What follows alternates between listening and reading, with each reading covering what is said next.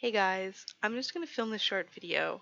It's for our contemporary accounting class, and I'm using it to study for the midterm. If it helps you too, please feel free to follow along. So, we're given information about a company called Northern Resources Limited. We're given information about a bond on their financial statement, as well as an amortization schedule for the year 2009. We're told that the company retired 40% of this bond at 101. Then we're asked to do some relevant journal entries to pay interest on the bonds, to retire it, and then to pay the interest on the bond still outstanding at the end of June. So the first thing that we're always going to do, just to sort of get our heads in the right spot, is we'll just pull out all of the relevant information we need from the question. So the face value of our bond is $8,700,000. The coupon rate is 5%. The discount on the bond that remains is $435,000. The percentage of the bond we're retiring is 40, which means the percentage of the bond we're keeping has to be 60. The price we're retiring the bond at is 101% of its value, and the portion of the bond we're retiring, we held it for 2 months out of the first period. And this little chart is kind of to just help you visualize the interest payment periods. The first interest payment period goes from January the 1st to June the 30th, and the second interest payment period goes from July the 1st to December 31st. So functionally, this is identical to the last question where we retired the bond on February 28th. We retired the bond on March 1st, which means we accrued 2 months worth of interest from period 1. Effectively, 1/3 of period 1 has passed. So we can write that as 2 months divided by 6. We could write it as 1/3. We could write it as 33%, but the most accurate way to do it for Excel is equals 2 months divided by 6 months.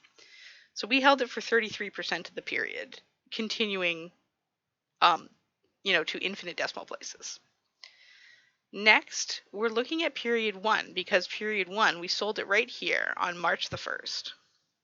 So the relevant values we need are contained here in period 1, above the red underline. That's what we're looking at. So the interest expense we would have paid in period 1 had we not sold the bond was $247,950. Our discount amortization was $30,450, and the cash interest we would have paid is $217,500.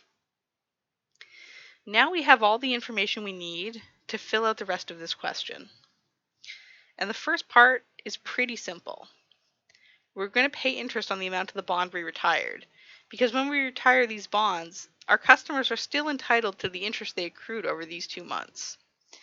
So the amount of interest we would have expensed would have been $247,950, but we're only concerned with 40% of that, and those people only actually held it for 2 months.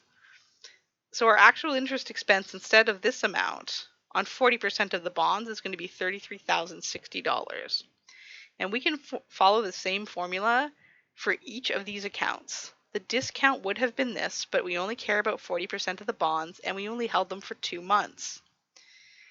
The cash interest paid would have been $217,500, but we're only paying it on 40% of the bonds, and we're only paying 2 months worth.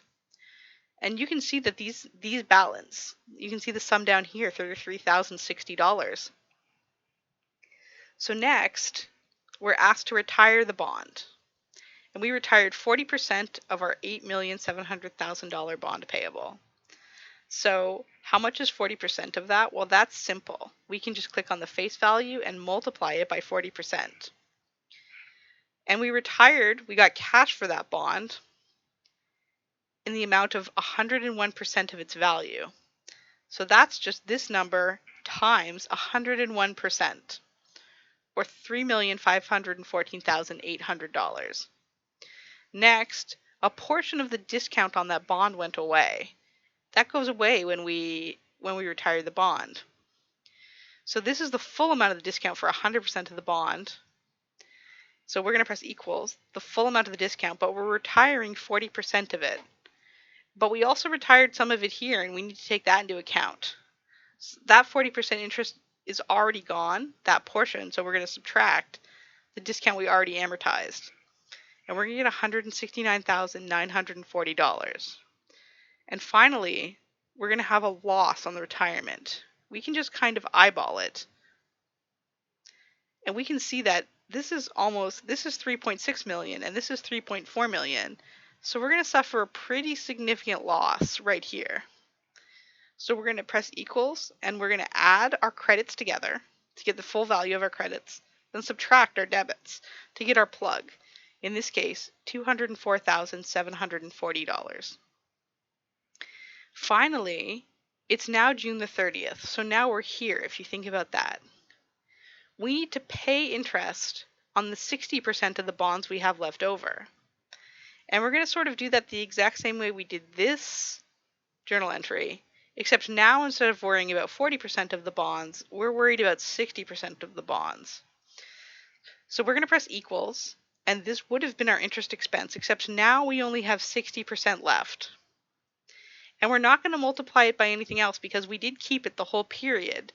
We kept it for January, February, March, April, May, and June, so the entire amount is going to accrue, not just the 2 months. Next, we're going to do the exact same thing with our discount, multiplying it by 60%. And we're going to do the exact same thing with our cash interest paid, 60%, because only 60% of the bond remains, so we don't pay any of these interest or cash out to people who don't have our bonds anymore. And we're going to get $130,500. And that's the full question. That's all of the answers that I can give you.